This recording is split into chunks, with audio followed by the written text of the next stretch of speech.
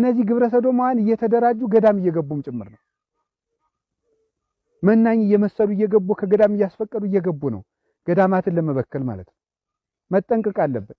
እንግዲህ አሁን ሰምታችኋል። አንድ ከተማ እዚሁ ግብረ ሰዶማውያን ተደራጅተው መነኩሴ መስሎ ቆብ አድርጎ ግን ግብረ ሰዶማዊ ሆኖ ዲያቆናቱን ብር ከፍላችኋለሁ ግብረ ሰዶማውያን ሁኑ እያለ ተገኝቷል። አሁን በቅርብ ማለት ነው። እንዳይያዝ ደግሞ አሽወልከው አጠፉት። ልያዝ ሲል ለምን የፈጸመባቸው ሰዎች በከተማውም ወደ 500 አባል አለን ብለዋል። እዚሁ እኮ ዙሪያ ነው፣ በዚሁ ቅርብ ነው። አሁን ይሄ ነው እንግዲህ ግብረ ሰዶማዊ ተስፋፋ። ሰው ኃጢአት አልበቃው አለ። በፍጹም ብዙ የሚያሳፍር ነገር አለ።